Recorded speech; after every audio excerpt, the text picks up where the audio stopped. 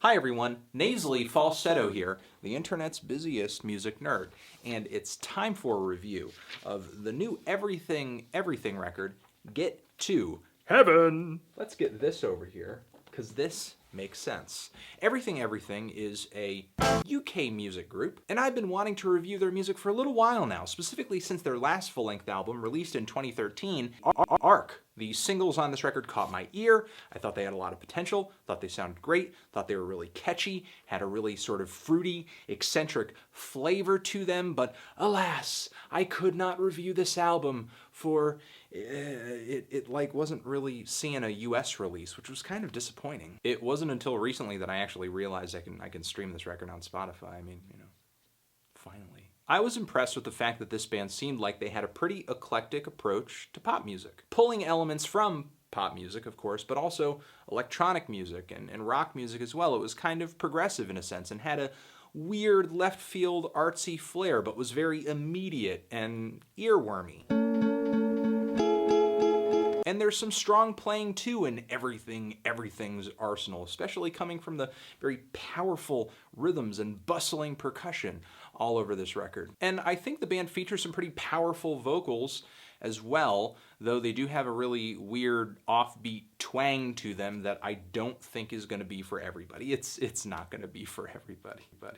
But if you can appreciate the vocals of a band like Alt J, I don't see why you can't dig on some of Everything's vocals. The singing on an Everything record involves a lot of falsettos, weird yelps, and jumps in range from highs to lows. In a sense, it's a little Anco-ish, but I think it's also very Tune Yards-ish as well. And while we're making comparisons, I think instrumentally though, Everything has something completely different going on than Tune Yards or Animal Collective. What they've got going on, I think, this really tight, groovy, progressive indie rock music reminds me a lot of what bands who were making quite a bit of headway in the 2000s were doing. Groups like Battles, their debut record, or TV on the Radio, or even Foal's debut LP. But I think Everything takes a sleeker, sweeter, maybe more accessible and modern approach.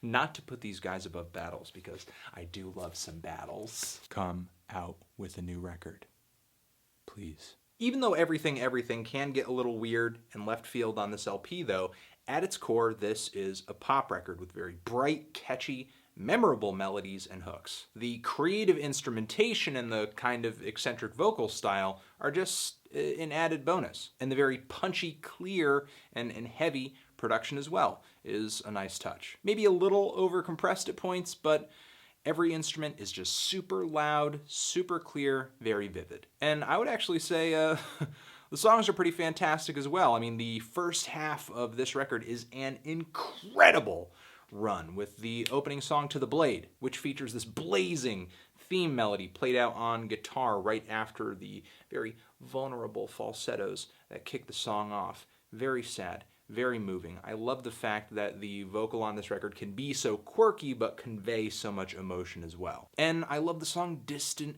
Past, which has this house-ish build up to the chorus with these very punchy, dancey piano stabs, and also that refrain too.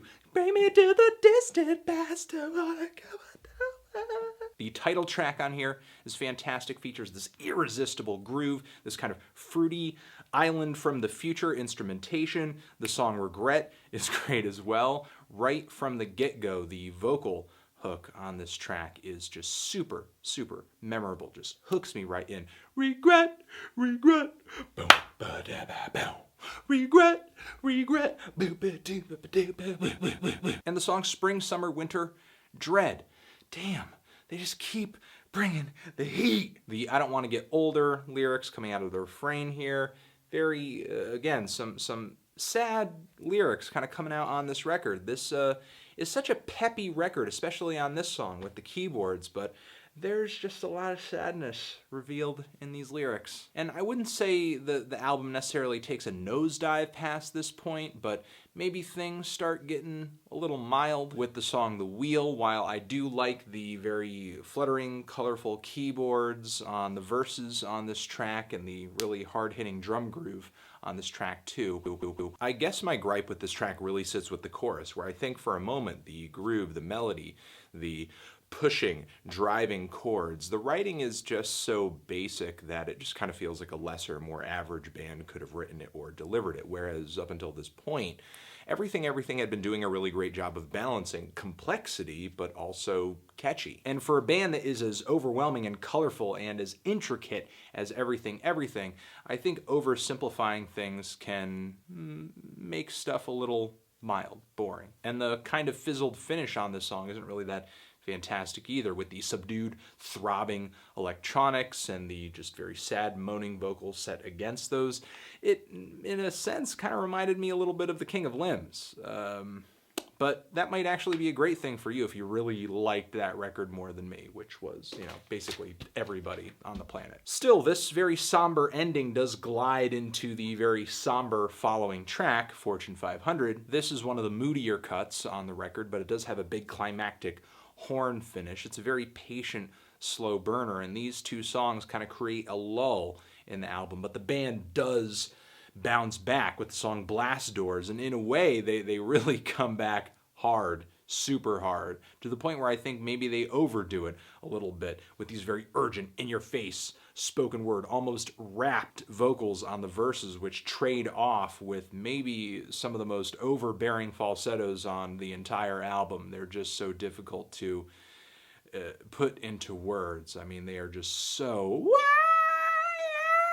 This is an ear-grabbing song, even if it's not always grabbing my ear for the right reasons. I think the record smooths out, mellows out a little bit after this point, but still retains its kind of left field flavor, but also pop accessibility. The song Zero Ferro is a very interesting tune. Not only does it have this irresistible low-key groove to it, but also these moments trade off with these spots that I suppose are a chorus in a sense, but the instrumentation behind it just builds in tension until the band switches back off into these grooves, and the final moments of this song just kind of build this tension to a really nice, tight climax, which is a formula the band revisits on actually a handful of tracks here.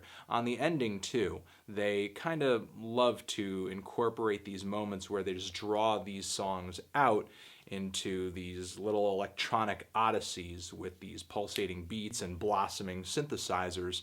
And while I'm not against this blueprint in theory, they do overuse it a little bit on this LP, and I think not every synth odyssey or sort of electronic odyssey on this record is as necessary as the next, especially on the ending track where it kind of leaves this album with a bit of a cold, uneventful finish. That's not to say that the song doesn't start off well. It does. I mean, it has this fantastic groove which rides an odd time signature, and the song preceding this one, No Reptiles, is maybe one of my favorite tunes here and has one of the most hilarious refrains on the entire record about being a fat child in a pushchair who can buy a gun. I just fear that once I understand this song, it will in fact just be making fun of me, because sometimes I do feel like a fat child in a pushchair.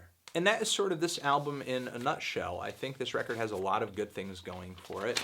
I do think, again, my issues, sometimes those falsettos can be a little bit much. They're a little over the top. They're not lazy, glazed over falsettos. They are just in your face, like kind of, wacky stuff. But they carry a good melody, and often what they are singing and what they are saying is very catchy. It's just, again, a weird, twangy, high-pitched vocal. Might take a little getting used to if you're not usually into these types of vocals. But beyond that, I think a lot of what Everything is doing is very sweet, is very accessible, and is very fun. And if you love strong, intricate instrumentals with a lot of layers and a lot of color, I think beyond the vocals, Everything has a lot going on for them as well. And again, catchy tunes as well. I give this record kudos. I think it has a lot of great things going for it. I'm feeling a strong 7 to a light 8 on this thing. Transition! Have you given this album a listen? If you have, what did you think of it? Did you love it? Did you hate it? Why? Baby to the distant... Oh, man. What do you think I should review next? I'm really curious. We'll talk soon. Forever.